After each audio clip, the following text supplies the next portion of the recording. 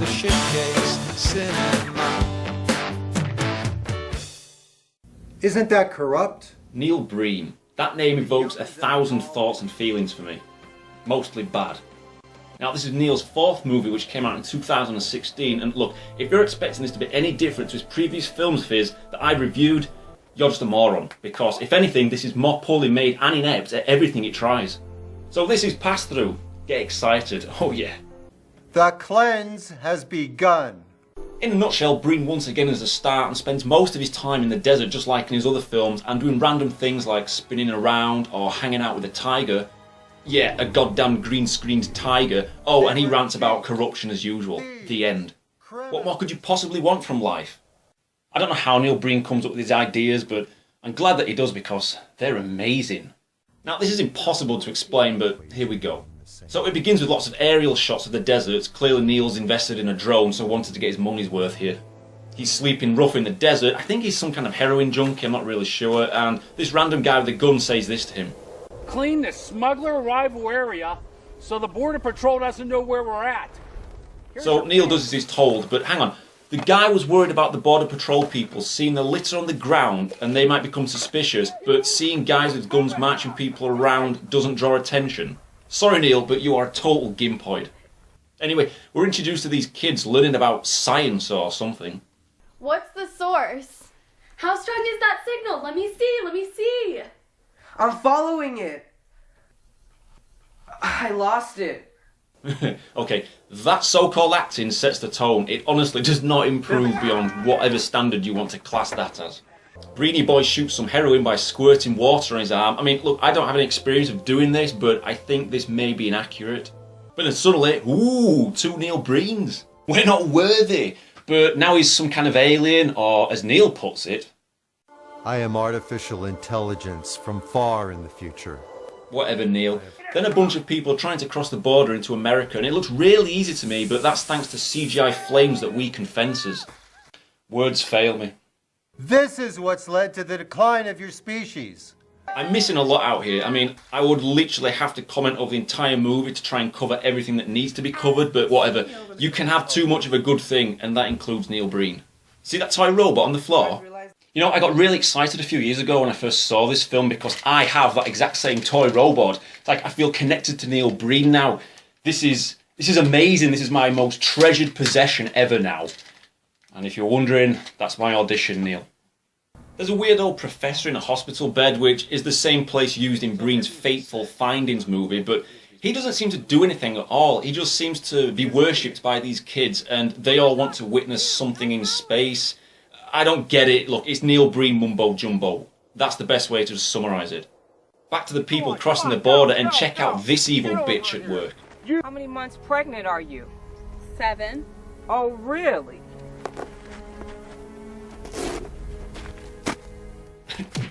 She's got some great moments throughout, but I'll get back to her in a bit. Although I will show you just this one amazing bit of acting which matches the wicked special effects.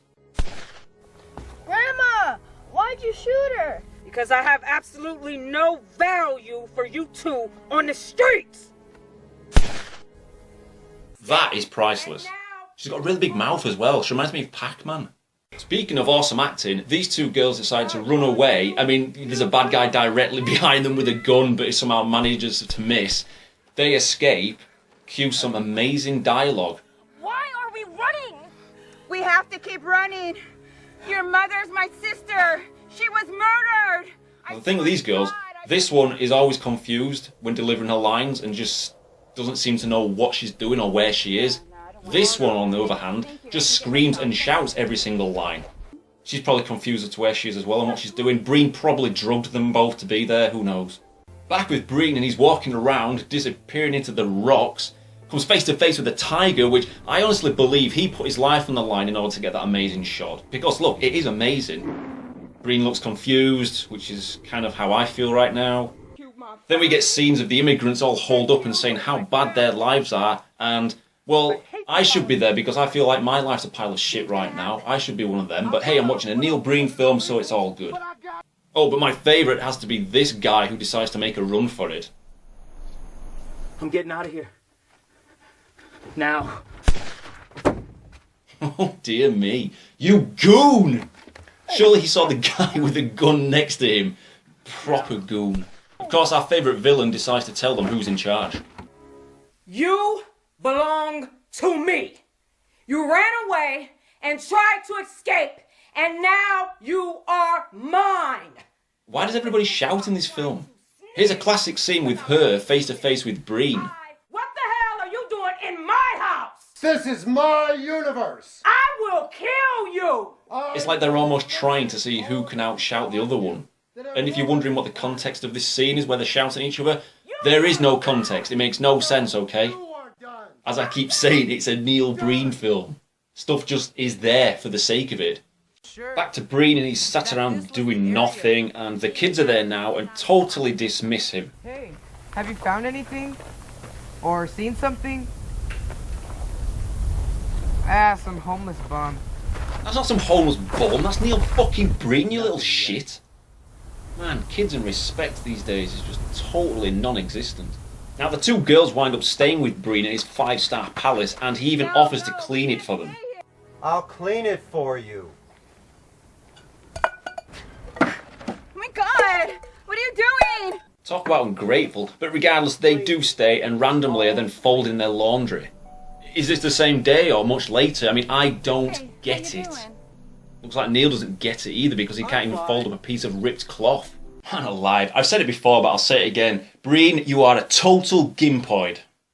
Then Breeny Boy walks into a rock by magic. Remember, you know, he's AI, alien intelligence, some bullshit or other, I don't know. But whatever he's doing, I'm sure it makes perfect sense. This girl witnesses this happening and is like, something doesn't seem quite right. Clearly she's baffled, but that thought process has tired her out and she decides to have a nap. Breen reappears and then she says, "You're a weird dude." I don't even know where to begin with this. I'm speechless. Truly.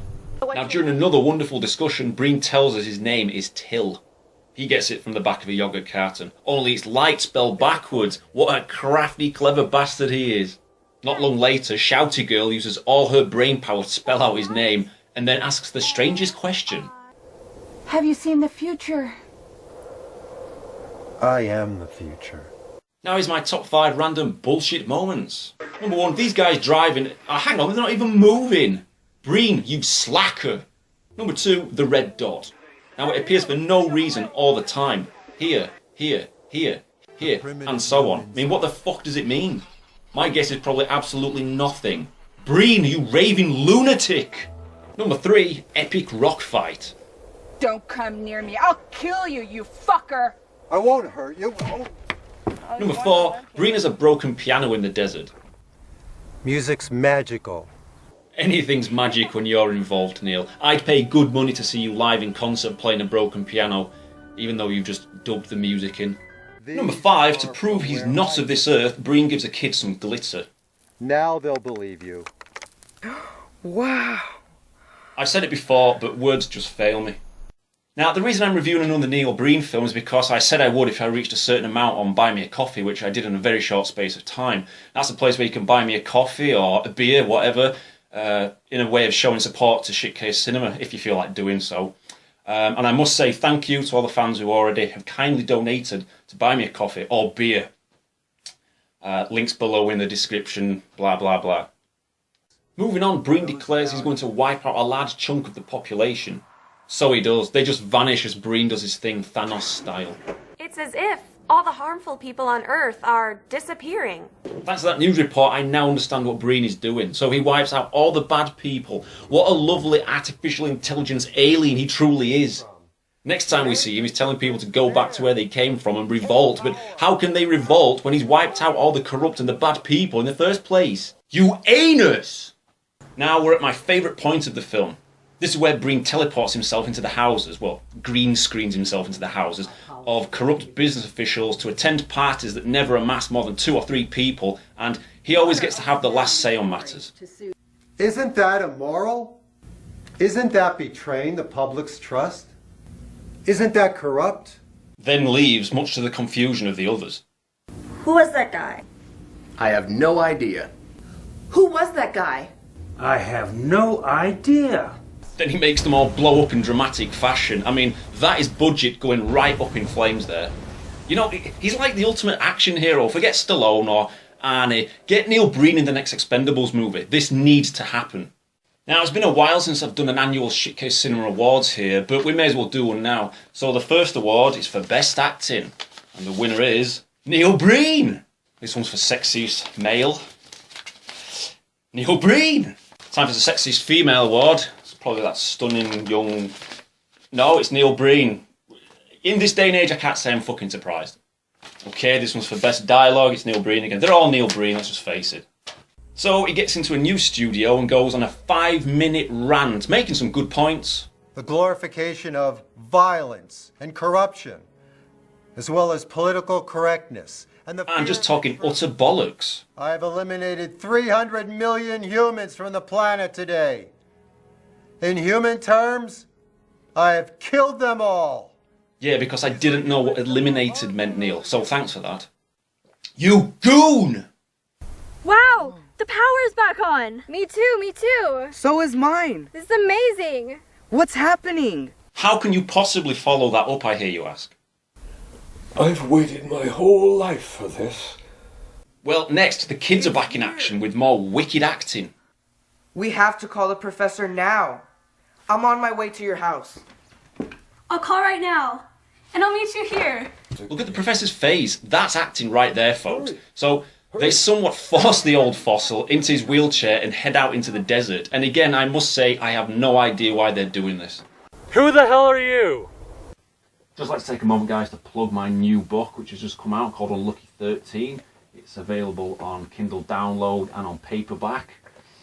Smells lovely. It consists of 13 short stories, and if you've read my other novels, I'm sure you will love this one. The best thing is, though, there's a short story in here called Sinking, and the main character is called Neil Breen. How amazing is that? It's worth purchasing for that alone. Plus, on the back, there's a lovely picture of me as well. Yes. So, Unlucky 13, John D. Ashton, that's me, not Johnny Shitcase. I'd appreciate your support. Thanks very much. Shouty Girl is back on a mission once again. You have to help me find her! You have to help me find her! We have to find her! Please! We have to find her! I imagine Breen acting like this in real life with people. So anyway, they go find a mine, hear the other girl screaming a few times, courtesy of the same stock scream effect. Go this way. Then this random guy tells us a story about making shadows in the caves. I only created the ghost legend so I could keep people away from here and me, so now I could live alone and in peace. It makes no sense, it's got no relevance whatsoever. Then Breen cures him. You are now free of PTSD. Thank you for freeing me. Then a psycho turns up from nowhere. You abusive bastard! You followed me! It's my ex-husband. Hang on, I thought Neil wipes out all the bad people? Well, whatever. They both get shot. Oh dear, how sad. Breen makes him shoot himself, magicals them back to life, and other random people too. She decides to stay in the desert. Why not? And Shouty Girl goes off for money again. You can't stay here! What do you mean you're not going? What are you telling me this for? Please! Look at Breen walking off. Even he's had enough. Look at that. That is quality acting. Her tear is going sideways into her ear. That is amazing. And that's the end of a complete and utter mind trip of a movie. He walks off into the distance, which takes about half of the movie's runtime up. And look at him walking. He even walks like a fucking alien. He's proper gimpy. Jesus Christ. What a legend. I must say, I do like the piece of music used here, but it's obviously stock music he's used. And why is he turning green? Oh my god, I need some counselling so bad now. So this can have a pathetic score of 0 or a superb score of 10 out of 10. You decide, because my brain is just now mush. Thanks, Neil. Isn't that corrupt?